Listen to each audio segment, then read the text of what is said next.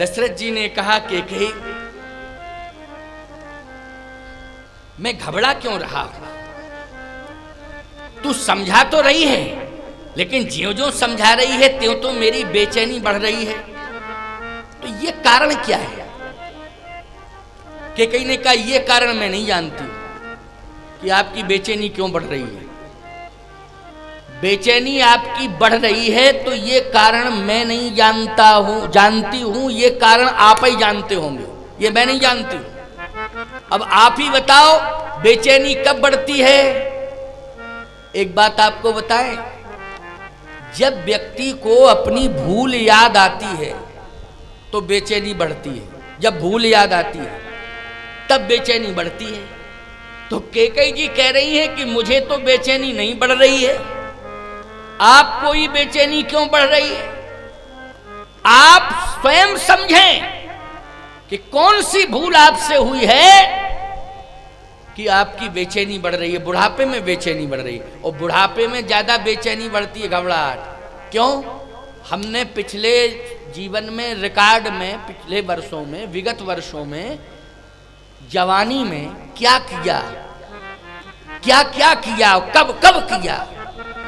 अगर आपने अच्छा ही अच्छा किया है तो उस समय धैर्य रहता है, और यदि उसमें कहीं बड़ी त्रुटि नजर आ गई बीच में तो वही सबसे बड़ी त्रुटि घबराहट का कारण बन जाती है। सबसे बड़ी त्रुटि घबराहट का कारण बनती है। महाराज दशरथ ने अपने जीवन में अच्छे ही अच्छे काम किए, इतने अच्छे काम किए हैं कि दशरथ कैसे, कौन अच्छा काम कर सकता है कि निर्गुण निराकार ब्रह्म को सगुण साकार बना दिया? बोलो भाई, किसमें इतनी बड़ी ताकत है? किसके सुकृत हैं? जनक सुकृत मूरत वैदेही, तो दशरथ सुकृत राम धरे देही। दशरथ जी के इतने बड़े सुकृत हैं कि राम जी आ गए, निर्गुण ब्रह्म राम बन के आ गया, सगुण बन के प्रकट हो। बोलो हैं सुकृति कि नहीं? दशरथ के समान कौन सुकृति होगा? लेकिन एक ऐसी गलती, और जबरदस्त गलती है वो, कि उसने हिला दिया और घबराहट पैदा कर दी। अब वो गलती क्या है? समझते जाना। केकई जी ने कहा वो आप समझें, मैं नहीं समझ पा रही हूं कि आप घबरा क्यों रहे हैं। आप समझिए क्यों घबरा रहे हैं। मैंने अपनी बात कह दी, अब आपको नहीं राम को वन भेजना है तो मत भेजिए, मत भेजिए। अच्छा, मैं नहीं भेजूंगा राम को वन तो? केकई ने कहा मत भेजो, मैं तो कह सकती हूं, क्या जबरदस्ती कर सकती हूं, लेकिन हां आप राम को वन ना भेजें, क्योंकि आपका बहुत प्रेम है राम से। प्रेम तो मैं भी राम से करती हूं, लेकिन यह सत्य है कि अगर आप राम को वन नहीं भेजेंगे तो होत प्रात मुनि वेशधर जो न राम बन जाए तो मोर मरण, मैं मर जाऊंगी, और राव राजस अपयस आपको मिलेगा। न समझिए मन में, अब आप मन में समझ लो कि करना क्या है। दशरथ जी ने कहा कि तू मर जाएगी? केकई ने कहा बिल्कुल मैं मरूंगी। दशरथ जी बोले तब भी राम राज्य नहीं आएगा, क्योंकि कोई आत्महत्या कर ले। क्यों भाई? आत्महत्या सबसे खतरनाक होती है, ये सबसे बड़ा अपराध है। और केकई कहती मैं मर जाऊंगी, इसका मतलब आत्महत्या ही करना चाहती कि नहीं करना चाहती? अच्छा, घर में कोई मंगल महोत्सव हो रहा हो और उसमें कोई आत्महत्या कर ले उसी बीच में, तो अपयश मिलेगा कि नहीं मिलेगा? बोलो। और इसमें अपयश राम जी को भी मिलेगा, क्योंकि राम राजा बन रहे थे तब ये आत्महत्या हुई है। दशरथ जी राम को राजा बना रहे थे तो दशरथ जी को अपयश मिलेगा, क्योंकि राजा ये बना रहे थे, राम बन रहे थे। दशरथ जी ने कहा ऐसा है केकई, आत्महत्या अच्छी बात नहीं है। केकई जी ने कहा देखो महाराज, मेरा मन, मेरा जीवन, मुझे क्या करना है क्या नहीं करना है ये मेरे विवेक पर है, इसलिए अब आप ज्यादा कुछ ना कहें, मैंने जो कह दिया सो कह दिया। लेकिन केकई ने कहा एक बात और समझ लीजिए, आप अगर ज्योतिषी हैं, क्योंकि आप बहुत बड़े पंडित हैं, अगर आप ज्योतिषी हैं तो पहले आप ये देखिए कि मृत्यु योग मेरा बन रहा है कि आपका बन रहा है। ज्योतिष के हिसाब से बोलो भाई, मृत्यु योग किसका बन रहा है? ये तो मैं कह रही हूं कि मैं मर जाऊंगी, आत्महत्या कर लूंगी, लेकिन आप अगर ज्योतिषी हैं तो आप समझ लीजिए कि मृत्यु योग किसका बन रहा है। और नहीं तो आपके राज पुरोहित गुरु वशिष्ठ जी महाराज, थोड़ा उनसे ही पूछ लीजिए, जन्म कुंडली दिखवा लीजिए कि किसका मृत्यु योग बन रहा। अच्छा बोलो, मृत्यु योग किसका बना था? दशरथ जी का बन रहा था कि नहीं? जबकि ऐसी कंडीशन में तो कौशल्या जी को धैर्य खोना चाहिए था। बोलो, खोना चाहिए था कि नहीं? और यहां तक की कंडीशन है साहब कि राम के वियोग में दशरथ जी ने प्राण छोड़ दिए तो कौशल्या जी सती बनने को तैयार हो गई थी कि नहीं? लेकिन भरत ने ही रोका है, भरत ने ही रोका है। इसका मतलब है कि कौशल्या जी का मृत्यु योग नहीं था, कैकेयी का मृत्यु योग नहीं था, सुमित्रा का मृत्यु योग नहीं था। इस पूरे घटनाक्रम में मृत्यु योग अगर था तो वो केवल महाराज दशरथ का था, इसलिए केवल दशरथ की ही मृत्यु हुई, दशरथ के अलावा किसी की मृत्यु नहीं हुई। और वो मृत्यु योग बना कैसे जानते हो?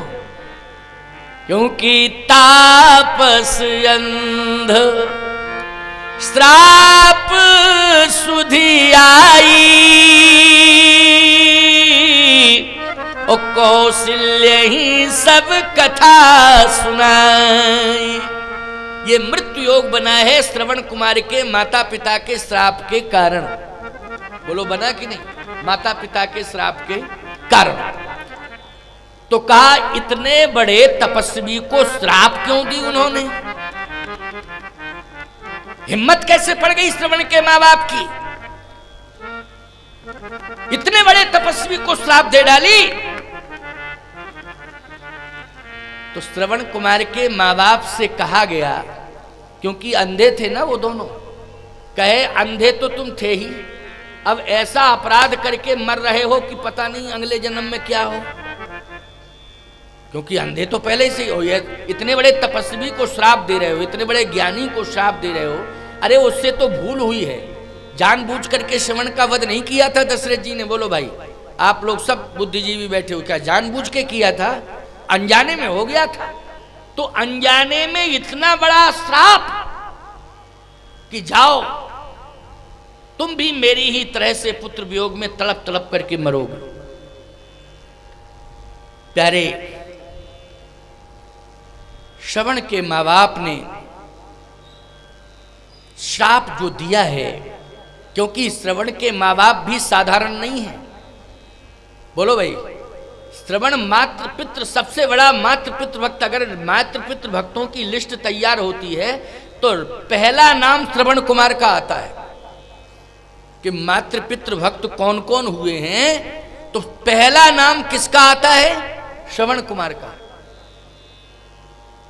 आता है कि नहीं? मर्यादा में सबसे पहला नाम राम जी का आता है। मर्यादा पुरुषोत्तम कौन? बोले राम। मातृ पितृ भक्त कौन? श्रवण कुमार। सत्यवादी कौन? हरिश्चंद्र। गौ भक्त कौन? दिलीप। दानी कौन? कर्ण।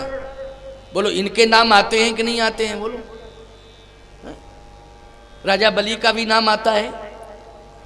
तो कहने का तात्पर्य मेरा यह है कि इतने बड़े तपस्वी हैं श्रवण के माँ बाप कि जिन्होंने श्रवण जैसे पुत्र को जन्म दिया, जो संसार का सबसे बड़ा मातृ पितृ भक्त बना है, उसके माता पिता हैं। साधारण नहीं है श्रवण के माँ बाप भी। लेकिन प्यारे, श्रवण के माँ बाप ने श्राप नहीं दिया है, वरदान दिया है। गौतम ऋषि ने अहिल्या को श्राप नहीं दिया था, क्या दिया था? वरदान। मुनि श्राप जो दीना अतिभल कीना परम अनुग्रह में माना। मैंने कहा था ना एक दिन कथा में, थोड़ा संकेत दे रहा हूं, वो प्रसंग नहीं लेकिन प्रसंग यही है। श्रवण के माँ बाप ने श्राप नहीं, वरदान दिया है। क्यों? दशरथ जी महाराज के तो संतान थी ही नहीं और न हो रही थी। लेकिन श्रवण के माँ बाप ने कहा कि हे दशरथ, जैसे पुत्र के वियोग में तड़प तड़प करके मैं प्राण त्याग रहा हूं, वैसे ही पुत्र के वियोग में तुम भी तड़प तड़प करके प्राण त्यागोगे। इसका मतलब तुम्हारे पुत्र होगा, तुम्हारे पुत्र होगा। अब बोलो, पुत्र की प्राप्ति का वरदान होता है कि श्राप होता है? जल्दी बोलो। पुत्र की प्राप्ति का तो वरदान माना जाता है, श्राप नहीं माना जाता है। इसलिए श्रवण के माँ बाप भी ऐसा अनर्थ नहीं कर सकते हैं कि वो श्राप दे दें। वो श्राप नहीं था, वो दशरथ के लिए क्या था? वरदान था। और ये भी कहलवाया है श्रवण के माँ बाप से, तो याद रखना विधाता ने ही कहलवाया अपना कार्य कराने के लिए। किसने कहलवाया? विधाता ने। ऐसा कहो, क्योंकि उसे आना था।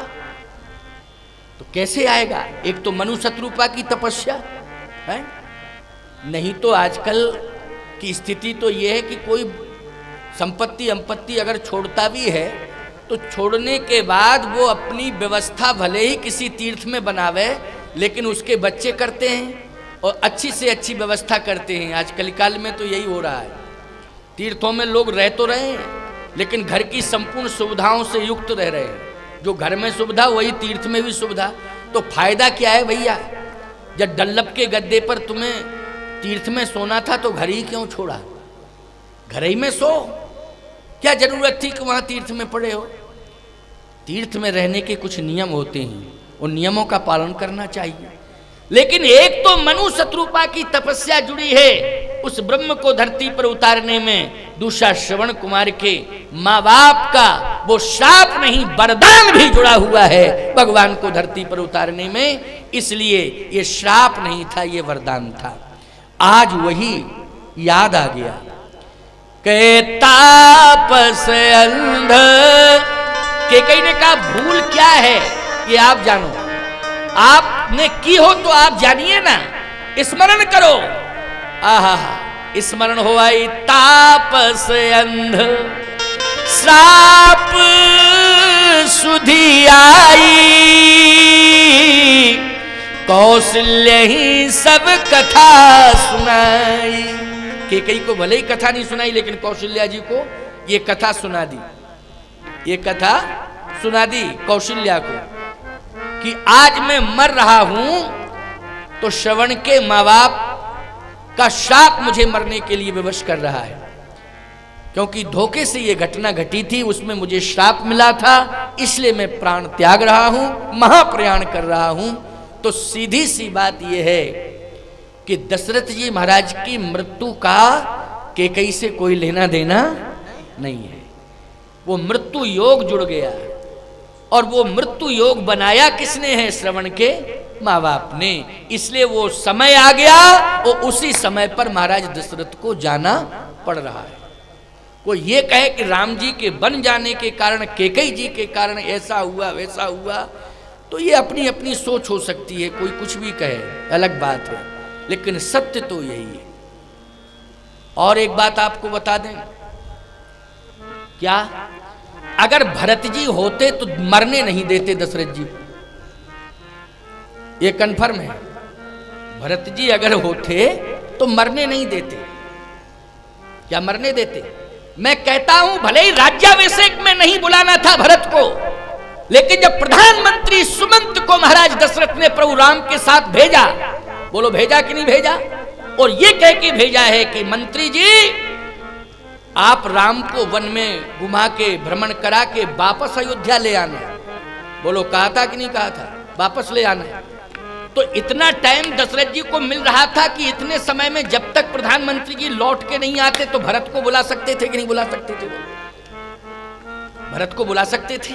मृत्यु के उपरांत ही भरत को बुलाया जा रहा है, मृत्यु के उपरांत भरत को बुलाया जा रहा है। मैं मानता हूं कि जब यह मालूम हो गया था कि राम का वनवास हो रहा है और राम बन जा रहा है, सुमंत को मैं भेज रहा हूं, तो ऐसी कंडीशन में महाराज दशरथ को सहारा ही तो मिलता कि भरत को बुला लेते, क्योंकि दशरथ जी ये सोच लेते कि भरत आ जाएगा तो मेरा सपोर्ट करेगा और अपनी माँ को डांटेगा, डपटेगा, समझाएगा और राम के पास जाकर राम को मना के ले आएगा, मुझे कुछ नहीं करना पड़ेगा, ये सारा कार्य भरत करेगा।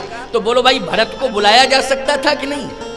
लेकिन इस कंडीशन में महाराज रोते रहे, तड़पते रहे, बिलखते रहे, समाचार पूछते रहे राम कहां पहुंचा होगा, इस समय राम क्या कर रहा होगा, ये चिंतन तो चलता रहा। चिंता और चिंतन युक्त चित्त महाराज दशरथ का रहा, लेकिन भरत को बुलाने के बारे में कभी नहीं सोचा, एक भी दिन नहीं सोचा कि भरत को बुला लिया जाए। क्यों? भरत अगर आ गए होते तो महाराज की मृत्यु नहीं हो पाती। क्यों? इसलिए नहीं हो पाती क्योंकि भरत जी कालजयी है, काल का प्रवेश नहीं होता। लेकिन मति ऐसी हुई कि भरत को बाद में बुलाया जा रहा है जब मृत्यु को प्राप्त हो गए, क्योंकि मृत्यु योग था, दशरथ जी को मरना ही था। इसलिए कैसे बुलाते? अच्छा राम जी चले गए तब दशरथ जी की मृत्यु हुई, भरत जी नहीं आए तब दशरथ जी की मृत्यु हुई। या तो राम होते तो मौत नहीं होती। बोलो भाई, राम जी होते तो मौत, तो काल नहीं आता, और भरत जी आ जाते तो नहीं आता काल। लेकिन राम को भेज दिया और भरत को बुलाया नहीं, इसी बीच में मृत्यु ने अपना काम कर दिया साहब, काल ने अपना काम कर दिया। इसलिए मृत्यु योग विधि का विधान होता है। क्या होता है? विधि का विधान होता है। उस विधान में स्वयं परमात्मा ही सहयोगी होता है, और वैसी ही मति गति कर देता है। बोलो कर देता है कि नहीं? वैसी ही मति गति हो जाती है। आज कैकेयी जी ने बार बार कहा और समझा भी रही है, कह भी रही, फिर आपका मन है, लेकिन वो मन क्या है साहब? भगवान ही का मन था।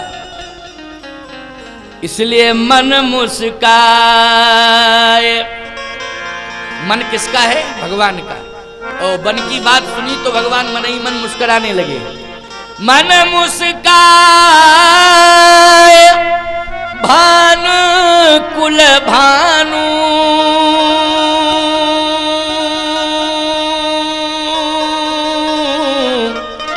राम सहज आनंद निधान। मन मुस्काए भानु कुल भानु और राम सहज आनंद निधानु। सहज में ही आनंदित हो रहे, वन का समाचार सुन के आनंदित हो रहे हैं भगवान, और राज्य का समाचार सुन के प्रसन्न नहीं हुए थे। राज्य का समाचार सुन के प्रसन्न नहीं हुए थे, और वन का समाचार सुन के दुखी नहीं हुए थे। वन का समाचार सुन के प्रसन्न हुए थे, और राज्य का समाचार सुन के हर्षित नहीं हुए थे, दुखी हुए थे। जन्मेक संग सब भाई, भोजन सैन के लिलरिकाई, करण वेद उपवीत विवाह, संग संग सब भय उछाह, विमल वंश महानुचित ये कू,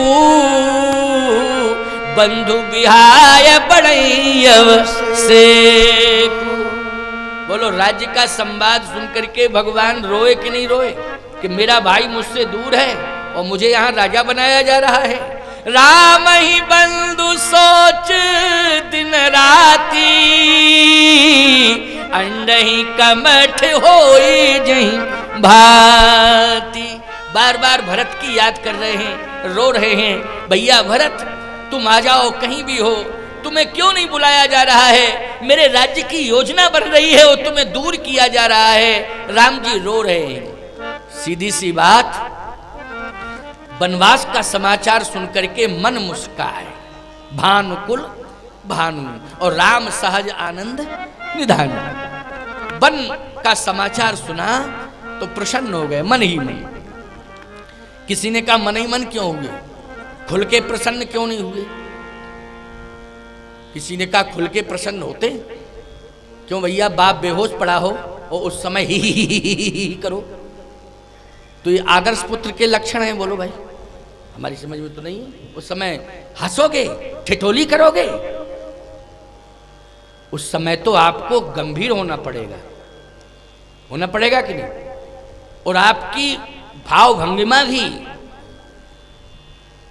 उसी प्रकार की होनी चाहिए जैसी परिस्थिति हो। ये मर्यादा है, इसलिए राम जी मर्यादा पुरुषोत्तम है। तो कैसे राम जी बहिरंग दृष्टि से प्रसन्नता व्यक्त करते, अंतरंग दृष्टि से प्रसन्नता व्यक्त कर, अंतरंग प्रसन्न है, मन मुस्काए, मन ही मन मुस्कुरा रहे कि हम जैसा चाह रहे थे वैसा ही हो रहा है, वैसा ही हो रहा है जैसा हम चाह रहे थे। वाह! तो ये राम जी का वन गमन रामई जी की इच्छा से हो रहा ना, हो रहा ना, तो इसमें कैकेयी जी का कोई दोष नहीं है, कोई दोष नहीं कैकेयी जी का। मैं एक बात और कहता हूं कि कौशल्या जी का क्या मंतव्य है। कौशल्या जी का मंतव्य राम वन गमन का है कि राम के भवन का है, कि राम भवन में रहे या वन में रहे। भाई कैकेयी जी का मंतव्य तो है कि राम वन में रहे, भवन में न रहे। कौशल्या जी का मंतव्य क्या है कि राम भवन में रहे कि वन में रहे। तो सुन लो, कौशल्या जी का मंतव्य बता रहा हूं एक ही चौपाई में। राम जी जब गए मां कौशल्या के पास, तो मां कौशल्या ने एक ही बात कही, बेटा आ गए। रोज राम जी प्रणाम करने जाते थे, नित्य का नियम था, प्रणाम करने जाते थे। लेकिन कभी मां ये नहीं कहती थी जो आज बोल रही है। ब्रह्म मुहूर्त में ही तो प्रणाम की परंपरा। भगवान राम जब प्रणाम करने गए तो कौशल्या मां कह क्या रही है, तात जाऊ बल बेग नहाऊ, जो मन भाय मधुर कछु खाऊ, तात जाऊं बल बेग नहाऊ। बेटा जल्दी स्नान करो, वो स्नान करके कुछ खा लेना। मधुर का मतलब है फल हो, दूध हो, दूध भी मधुर में ही आता है। और गऊ का दूध, उसमें शक्कर मिलाने की जरूरत नहीं पड़ती, अपने आप ही मीठा होता है। इसलिए मधुर कछु खाओ, कुछ खा ले तू। आज क्यों कह रही हैं ये बात? आज कौशल्या मां इसलिए ये बात कह रही हैं क्योंकि मेरा बेटा आज राजा बनने जा रहा है, सिंहासनासीन होगा। और जो सिंहासन की पद्धति है और सिंहासन की जो नियमावली है, उसको पूरा करने में कई घंटे लगता है। रघुवंश की जो परंपरा है, सिंहासन की विधि जो है, उसको पूरा करने में कई घंटे लगता है। और मेरा बेटा भूखा बैठा रहेगा। अब कोई भी धार्मिक अनुष्ठान हो भैया, जब लंबे समय तक खिंच रहा हो, कई घंटों तक, तो उसमें फल आदि लेकर के, दूध आदि लेकर के आप बैठ सकते हो। ये शास्त्र की अनुमति है, समझ रहे हो कि नहीं?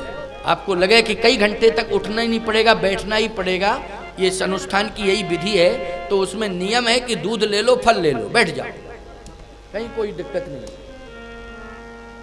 कौशल्या मां भी जानती है कि ये सिंहासन रघुवंश के अभिषेक की जो विधि है, उसको पूरा करने में कई घंटे लगेगा। इसलिए मेरा बेटा भूखा बैठा रहेगा। जाओ बेटा, तात जाओ बलि बेग नहाऊ, जो मन भाए मधुर कछु खाओ।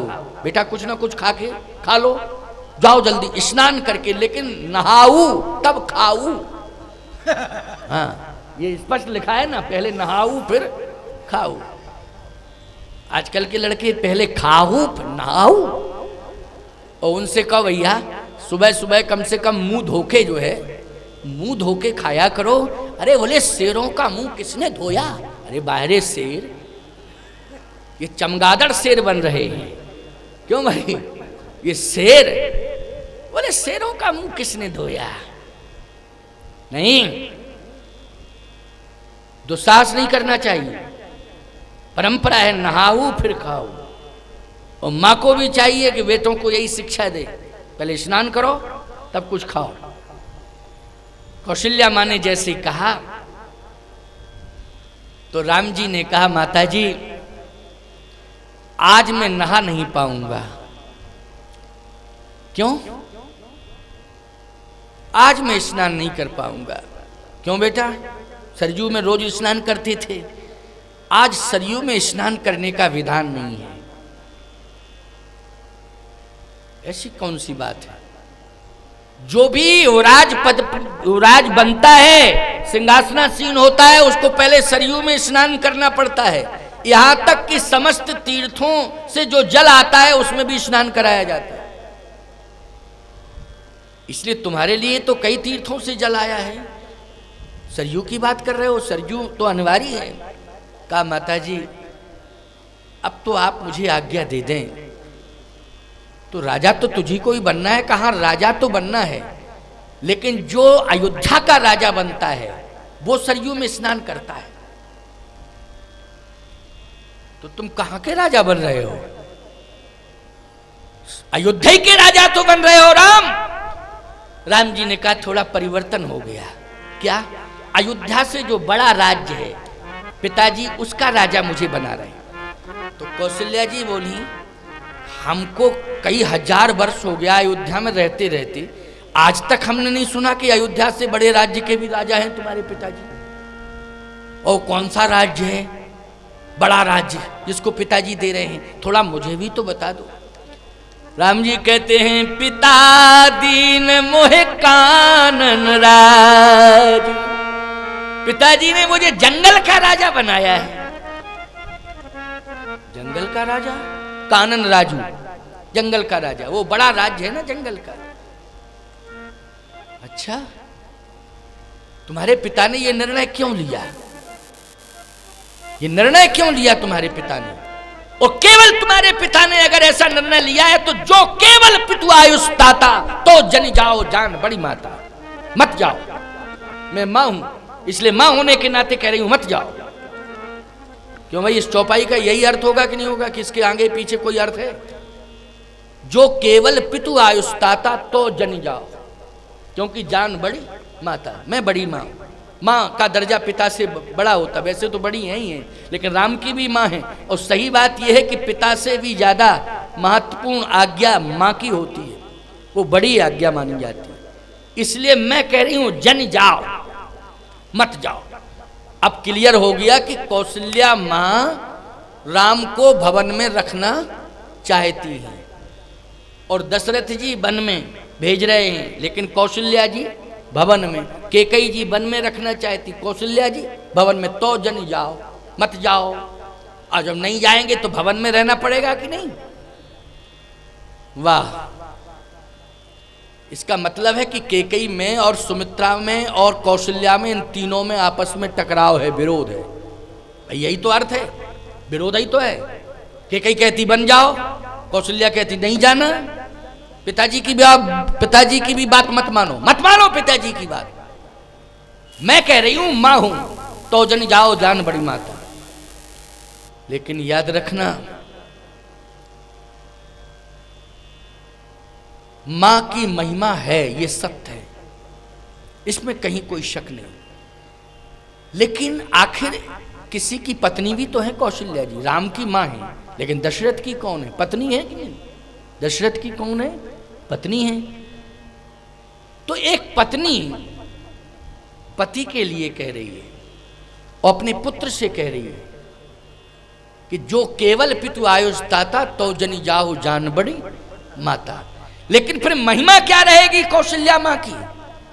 महिमा क्या रहेगी अयोध्या की महारानी की? महिमा क्या होगी राम की मां की? वाह, तुलसीदास जी महाराज धन्य है। भगवान शंकर, बलिहार जाता हूं भगवान शिव के चरणारविंदों में, क्या गजब का संभाल है। मेरे इष्ट की मां को कलंक न लगे, ये चिंता है कैलाशपति टुनिया वाले बाबा को। समझ रहे हो कि नहीं कि मेरे इष्ट की मां को